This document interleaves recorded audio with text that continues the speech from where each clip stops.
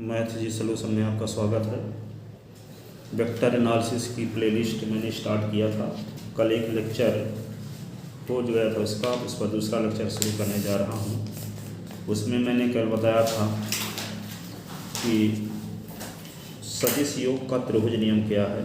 उसमें हमको कवर करना है scalar triple product, vector triple product, dot product, cross product, ये सब बताना है। इसको बताने के लिए वेक्टर की ज़रूरत है। और पिछले साल वेक्टर और 3D चैप्टर 12th क्लास से निकल गया था, इसलिए स्टूडेंट को वेक्टर समझने में दिक्कत जाती है। कुछ बेसिक चीज़ें बता रहा हूँ। उनमें से कल ये बताया था कि दो वेक्टर OA और AB इस प्रकार हैं, जिसकी डायरेक्शन O से A तक, इसकी डायरेक्शन A से B की ओर। तो यदि OA और AB इक्वल टू होता है OB सदिश योग के त्रिभुज नियम से, ठीक है। अब ये बताया था OA plus AB is equal to क्या होता है OB, ये बताया था सदिश योग के त्रिभुज नियम से। और यहाँ पे यदि x की कोई वेक्टर A है तो वेक्टर A की डायरेक्शन में यूनिट वेक्टर को डिनोट करते हैं। यूनिट वेक्टर क्या है?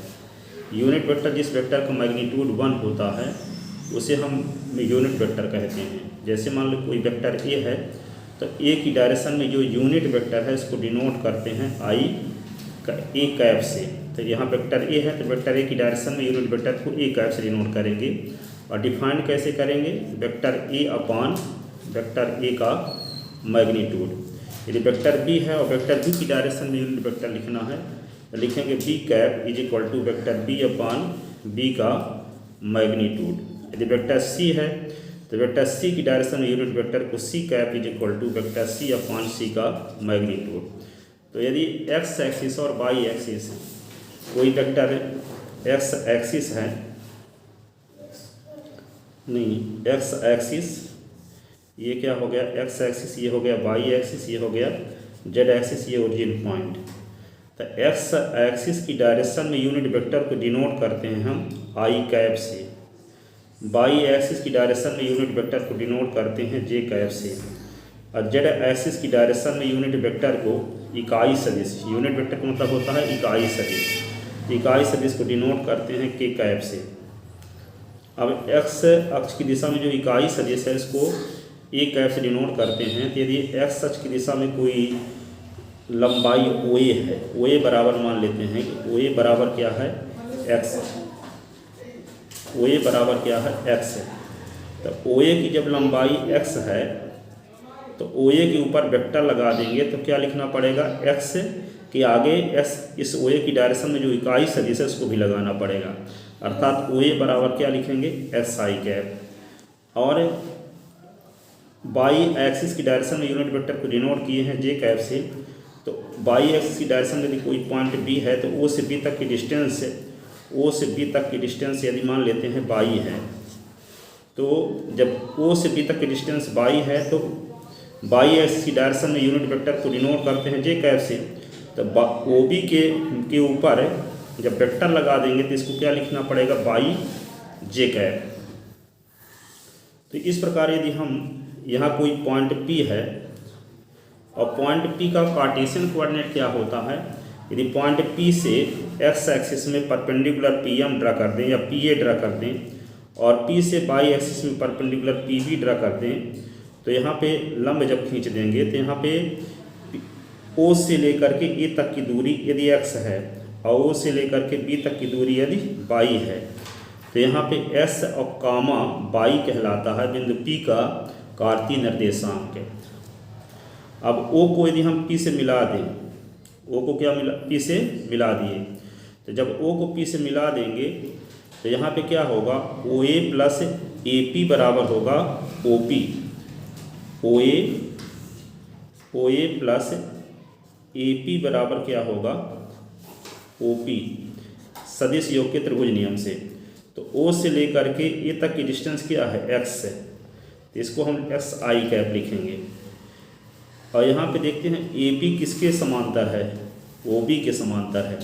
और AP की लंबाई OB की लंबाई के बराबर है, दोनों की दिशा भी समान है। तो जब दो वेक्टर AB और CD इस प्रकार हों कि AB समांतर हो CD के, क्या हो, AB समांतर हो CD के, AB की लंबाई CD की लंबाई के बराबर हो, AB और CD की दिशा समान हो, तब हम उसको लिख देते हैं क्या, AB और CD के ऊपर वेक्टर लगा देते हैं। तो दो वेक्टर इक्वल वेक्टर कब कहलाएंगे, जब AB और CD दोनों क्या हों, समांतर हों, AB और CD का लंबाई, AB और CD की लंबाई क्या हो, समान हो। लंबाई किसे कहते हैं, किसी सदिश के प्रारंभिक बिंदु से अंतिम बिंदु तक की जो दूरी होती है उस सदिश की लंबाई कहलाती है, उसे मापांक भी कहते हैं उस सदिश का। तो यहाँ पे AB = CD लिखा कब जाता है, जब AB CD के बराबर भी हो, अर्थात AB और CD की लंबाई बराबर हो। A से B तक की लंबाई 5 सेंटीमीटर है और C से D तक की लंबाई 5 सेंटीमीटर है, दोनों समान होनी चाहिए, दोनों समांतर भी होनी चाहिए, तब हम लिख देते हैं AB = CD। तो यहाँ पे क्या है, AP और OB ये दोनों समांतर भी हैं और AP और OB की लंबाई भी समान है, इसलिए हम AP बराबर क्या लिख देंगे, वेक्टर AP बराबर लिख देंगे, वेक्टर AP बराबर लिख देंगे OB। अब यहाँ पे सदिश योग के त्रिभुज नियम से क्या होगा, OP बराबर होगा OA + AP, OA + AP, OP बराबर क्या होगा, OA + AP। तो यहाँ से यहाँ तक की दूरी क्या है, 22, और 22 अक्ष दिशा में इकाई सदिश को दर्शाते हैं J कैप से। तो OB वेक्टर बराबर क्या होगा, OB वेक्टर बराबर होगा 22J कैप। तो AP बराबर क्या लिखेंगे, AP बराबर OB बराबर क्या लिखेंगे, 22J कैप, 22J कैप। तो यहाँ पे AP के स्थान पे क्या लिख देंगे, 22J कैप। तो यहाँ वेक्टर OP आ गया। इसका मतलब ये हुआ कि यदि P का निर्देशांक दिया है XY, तब P का स्थित सदिश OP बराबर हम क्या लिखा करेंगे, XI कैप + YJ कैप। और यदि P का निर्देशांक क्या है, XYZ है, तो P का स्थित सदिश OP बराबर क्या लिखा करेंगे, XI cap + YJ cap + ZK cap, ये लिखा करेंगे। अब यहाँ पे एक विशेष बात ये है कि जैसे ये X अक्ष है और ये क्या है, Y अक्ष है, और ये O बिंदु मूल बिंदु है, यहाँ पे A है और यहाँ पे P बिंदु है, P से यहाँ पे लंब खींच दिए PB, और यहाँ इसका निर्देशांक है XY। तो ये O से A तक की दूरी तो X होगी, या X दूरी है, इसको X मान लिए, और ये दूरी क्या होगी, Y। OP को जब मिला देंगे तो OP वेक्टर क्या होगा, अभी निकाल चुके कि OP बराबर होगा, वेक्टर OP बराबर XI कैप + YJ कैप। अब यहाँ देखते ये हैं कि इसमें O से P तक की लंबाई यदि हमको निकालना है तो क्या लगा देंगे, पाइथागोरस प्रमेय। तो पाइथागोरस प्रमेय से क्या होगा, OP बराबर होगा OP का वर्ग बराबर OA का वर्ग धन AP का वर्ग, OA का वर्ग धन क्या लिख देंगे, AP का वर्ग, पाइथागोरस प्रमेय से। अच्छे से इधर बताते हैं इसको। यदि ये X अक्ष है, ये Y अक्ष है, और यहाँ पे कोई पॉइंट P है, P से X अक्ष में लंब PA खींच दिए और P से Y अक्ष पे लंब PB खींच दिए, ठीक है, और OP को मिला देते हैं। O से A तक की दूरी, यदि इसका P का निर्देशांक XY है, तो OA = क्या होगा, OA = X होगा, और OB = क्या होगा, Y होगा। O से A तक की लंबाई X है, O से B तक की लंबाई Y है, और S अक्ष की दिशा में इकाई सदिश हम जानते हैं कि I कैप होता है, और Y अक्ष की दिशा में इकाई सदिश क्या होता है, J कैप। तो OA की लंबाई X है, तो OA को वेक्टर के रूप में यदि बदलना है तो क्या लिखना पड़ेगा, OA के ऊपर जब वेक्टर लिखेंगे तो S के आगे क्या लगाना पड़ेगा, S अक्ष की दिशा में इकाई सदिश को, ये XI कैप। और OB की लंबाई तो Y है, लेकिन OB के ऊपर वेक्टर लगाना चाहते हैं तो क्या करेंगे, Y के आगे OB की दिशा में इकाई सदिश को लिखना पड़ेगा। तो OY की दिशा में इकाई सदिश क्या है, J कैप, ये हो गया। अब यहाँ सदिश योग के त्रिभुज नियम से OA plus AP is equal to क्या होगा OP। OP is equal to क्या हुआ सदिश योग के त्रिभुज नियम से OA प्लस AP, और OP इज इक्वल टू क्या आ गया OA क्या है XI कैप, ये हो गया बाई J कैप। अब OP की लंबाई वेक्टर OP का मापांक कहलाएगा। तो OP की लंबाई कैसे निकालेंगे? OP की लंबाई हम निकालते हैं पाइथागोरस प्रमेय से। समकोण त्रिभुज OAP में, समकोण त्रिभुज OAP में, तो यहाँ पे क्या होगा OP का स्क्वायर बराबर होगा OA का स्क्वायर प्लस AP का स्क्वायर। तो OP का स्क्वायर बराबर OA क्या है X, ये क्या होगा बाई। जब यहाँ वेक्टर नहीं लिखा गया तो यहाँ XI cap by J cap नहीं लिखेंगे, जब वेक्टर लिखा गया होता तब XI कैप लिखते। तो OP का square is equal to S square plus y square. तो OP बराबर क्या होगा under root X square plus y square. तो O से P तक की लंबाई ही कहलाती है वेक्टर OP का मापांक। तो वेक्टर OP का मापांक का मतलब क्या हुआ, OP का मापांक, OP के मापांक O से P तक की जो लंबाई है तो उसको हम क्या कहते हैं वेक्टर OP का मापांक। तो वेक्टर OP के मापांक को कैसे लिखते हैं, वेक्टर लगा देंगे और इस प्रकार का चिन्ह मॉड ऑफ वेक्टर OP। ठीक है, तो ये आ गया वेक्टर OP। अब यहाँ पे देखते क्या है, OP बराबर क्या है root of x square plus y square. OP बराबर क्या है मॉड ऑफ वेक्टर OP का मापांक, ऐसे लिख सकते हैं। तो इसको इक्वेशन फर्स्ट लिख लो, इक्वेशन सेकंड। अब यहाँ देखते हैं कि दोनों का बायां पक्ष समान है, तो दोनों पक्ष का बायां पक्ष समान है तो दायां पक्ष भी क्या होगा समान। इसका मतलब क्या होगा OP का मापांक, वेक्टर OP का मापांक बराबर क्या लिखेंगे under root x square plus y square. इस प्रकार यदि P का पोजीशन वेक्टर है, जबकि OP इज इक्वल टू आपको पता है तो OP is equal to XI cap plus y J cap है, तो OP के जब मापांक निकालेंगे तो I कैप के गुणांक और J कैप के गुणांक के बर करके जोड़ करके वर्गमूल किए। इसका मतलब कोई वेक्टर दिया गया है तो उसका मापांक निकालते समय क्या करेंगे I कैप और J कैप के गुणांकों के वर्गों के योगफल के वर्गमूल के बराबर होता है उसका मापांक। अब यदि मान लेते हैं कि वेक्टर OP इस प्रकार का है XI cap plus y J cap और Z की कैप, तो इसका मापांक जब निकालेंगे वेक्टर OP का तो क्या लिखेंगे XI cap y cap I cap J cap Z cap के गुणांक के वर्गों का योगफल का वर्गमूल, x square plus y square plus z square कर देंगे। ठीक है, तो एक्स कोई वेक्टर जब दिया गया है तो उसका मापांक निकालते समय हम क्या करेंगे I कैप J कैप के कैप के गुणांकों के वर्गों के योगफल के वर्गमूल के बराबर होगा उसका मापांक। तो वही इसी चीज़ को थोड़ा सा व्यवस्थित लिखते हैं। ठीक है, ये है यदि vector AB is equal to CD है, इसका अर्थ ये है कि AB समांतर है CD के, अर्थात AB और CD समांतर हैं। AB के मापांक मतलब और CD के मापांक का अर्थ होता है कि AB और CD का मापांक समान है। Mod of AB is equal to mod of CD है, तो इसकी अर्थ ये होगा कि AB वेक्टर और CD का मापांक समान है, अर्थात उसकी लंबाई समान है। यदि किसी वेक्टर के प्रारंभिक बिंदु व अंतिम बिंदु तक की दूरी उस वेक्टर की लंबाई व मापांक कहलाती है। यदि AB और CD की दिशा समान हो तो AB बराबर CD वेक्टर का अर्थ ये होता है कि AB CD के समांतर है, AB का मापांक CD के मापांक के बराबर है और वेक्टर AB और CD की दिशा समान है। तो तीन चीज़ें जब क्लियर रहती हैं तब लिख देते हैं वेक्टर AB बराबर CD। जैसे OA में O से A तक की दूरी को OA का क्या कहेंगे मापांक, इसे वेक्टर OA के मॉड ऑफ वेक्टर OA से डिनोट करते हैं।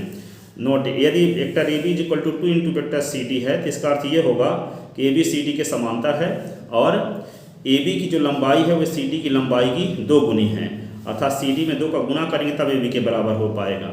और AB और CD की दिशा समान है। यदि AB की दिशा A से पूर्व से पश्चिम की ओर है तो CD की दिशा भी पूर्व से पश्चिम की ओर होगी।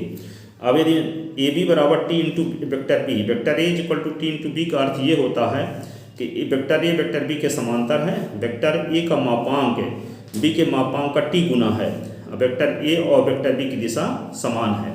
तब लिख देते हैं वेक्टर ए बराबर टी इंटू बी। तो यदि वेक्टर ए बराबर टी इंटू बी है तो ये क्लियर है कि वेक्टर ए बी के समांतर अवश्य होगा। ठीक है, अब यहाँ पे अंतःखंड सूत्र क्या होता है? अंतःखंड सूत्र, एक सदिश दिया है वेक्टर ए बी और जिसका मूल बिंदु ओ के सापेक्ष पोजीशन वेक्टर ये जो ओ ए लिख सकते हैं हम, ओ ए और दूसरा ओ बी। तो एक वेक्टर ए बी को यम अनुपात एन के अनुपात में कोई बिंदु सी विभाजित करता है।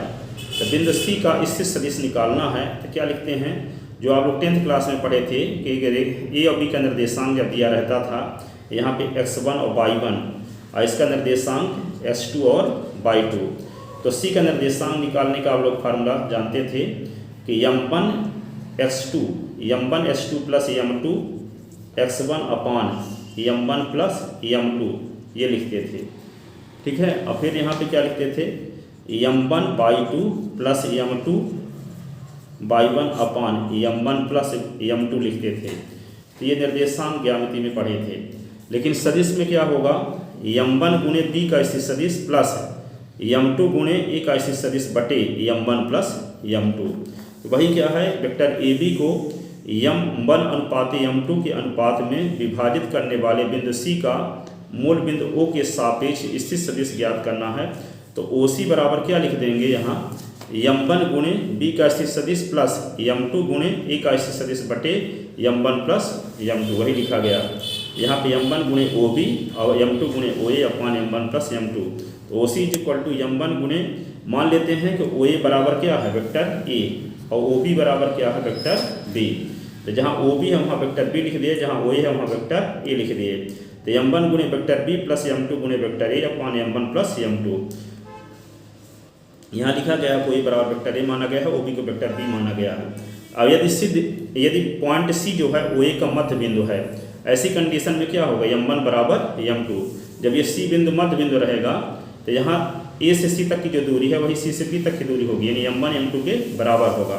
तो जब m1 m2 के बराबर होगा तो यहाँ पे यही इसी फार्मूले में जहाँ m2 है वहाँ m1 लिख देंगे। तो ओ सी इज इक्वल टू क्या होगा, ओ सी इज इक्वल टू ये लिख दिए m1 गुणे वेक्टर बी और m2 के स्थान पे भी m1 लिख दिए। तो m1 गुणे vector A upon m1 plus m1।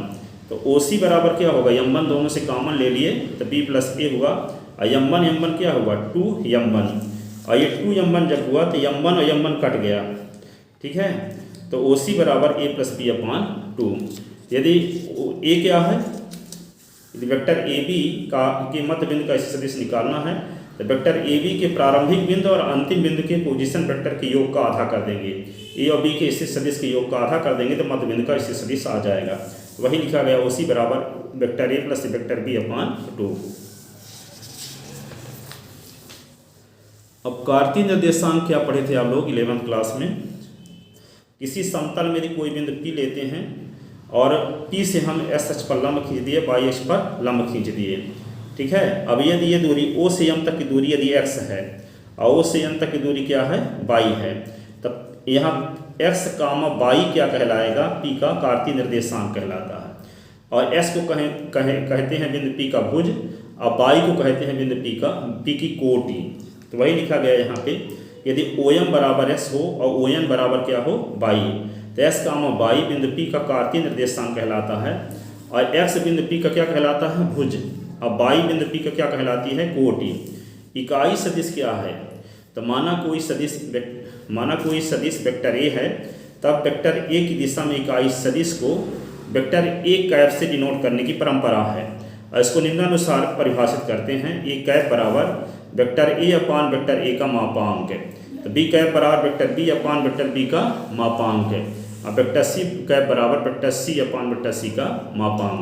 तो कोई सदिश की दिशा में इकाई सदिश निकालना है, यदि PQ की दिशा में इकाई सदिश निकालना है तो PQ कैप बराबर वेक्टर PQ अपान वेक्टर PQ का मापांक। CD की दिशा में इकाई सदिश निकालना है तो CD कैप बराबर वेक्टर CD अपान CD का मापांक। तो जिस वेक्टर मापांक इकाई सदिश कहलाता क्या है, वैसे उसकी मीनिंग क्या है, जिस सदिश का हम लंबाई निकालें तो एक इकाई आए, 1 सेंटीमीटर आए चाहे 1 किलोमीटर आए, तो उसे हम क्या बोलेंगे, उसको इकाई सदिश बोलेंगे।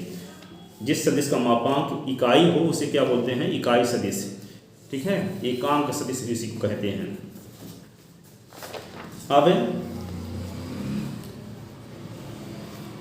एक्स अक्ष की दिशा में इकाई सदिश को आई कैप से, अब वाई अक्ष की दिशा में इकाई सदिश को जे कैप से। यदि एस अक्ष ये है, एस अक्ष की दिशा में इकाई सदिश को आई कैप से, अब वाई अक्ष की दिशा में इकाई सदिश को जे कैप से डिनोट करते हैं, और जेड अक्ष की दिशा में इकाई सदिश को के कैप से डिनोट करते हैं।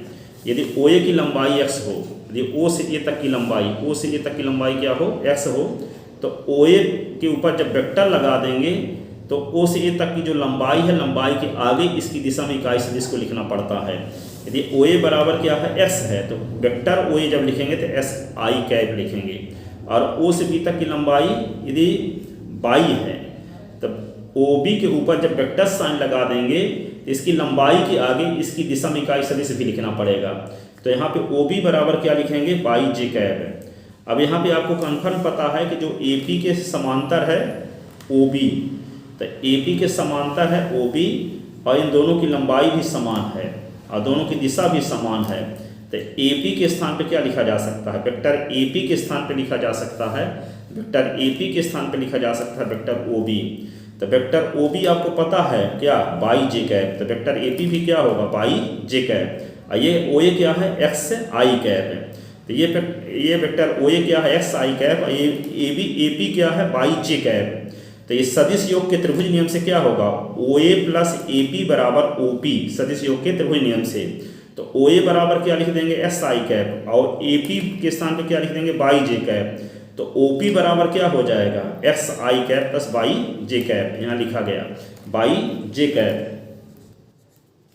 ठीक है, अब तो ये बिंदु पी का निर्देशांक यदि एक्स वाई है तो उसका इससे सदिश क्या लिखा जाएगा, x i cap plus y j cap. अब इस ओ पी की लंबाई कैसे निकालेंगे, पाइथागोरस प्रमेय से बता ही चुके, तो ओ ए का वर्ग धन ए पी का वर्ग बराबर ओ पी का वर्ग। तो पाइथागोरस प्रमेय लगा देंगे, तो ये आ गया ओ पी का वर्ग बराबर ओ ए का वर्ग ओ बी का वर्ग, ओ पी का वर्ग बराबर एक्स स्क्वायर वाई स्क्वायर, तो ओ पी बराबर root of x square plus y square. तो ओ पी को कहते हैं, ओ पी है क्या, ओ से पी तक की लंबाई को ही कहते हैं वेक्टर ओ पी का मापांक। तो समीकरण 1 का लेफ्ट हैंड साइड, 2 का लेफ्ट हैंड साइड सेम है, तो 1 व 2 से क्या मिल गया, 1 ये 2 हो गया, तो 1 और 2 से क्या है, दोनों का लेफ्ट हैंड साइड सेम है, तो राइट हैंड साइड बराबर वेक्टर ओ पी का मापांक बराबर root of x square plus y square. यदि किसी बिंदु का ऐसे सदिश x i cap plus y j cap दिया है तो उसका मापांक क्या होगा, under root x square plus y square. ठीक है, वही लिखा गया, एक्स है ओ ए को हम लिखते हैं ओ ए बराबर x i cap, O B की लंबाई वाई है तो ओ बी को हम लिखते हैं वाई ओ बी बराबर वाई जे कैप। चित्र में ए पी समांतर है ओ बी के, ए पी बराबर है ओ बी के, ए पी और ओ बी की दिशा समान है, इसलिए हम क्या लिख देंगे, ए पी बराबर vector O B, A P बराबर ओ बी बराबर वाई जे कैप। अब ओ पी को मिला दिया जाए तो त्रिभुज ओ ए पी में सदिश योग के त्रिभुज नियम से ओ ए प्लस ए पी बराबर ओ पी, तो x i plus y j cap बराबर ओ पी। इस प्रकार ओ पी बराबर x i cap plus y j cap, जहाँ पी का निर्देशांक है एस वाई। ठीक है, अब इसी को लिख सकते हैं हम,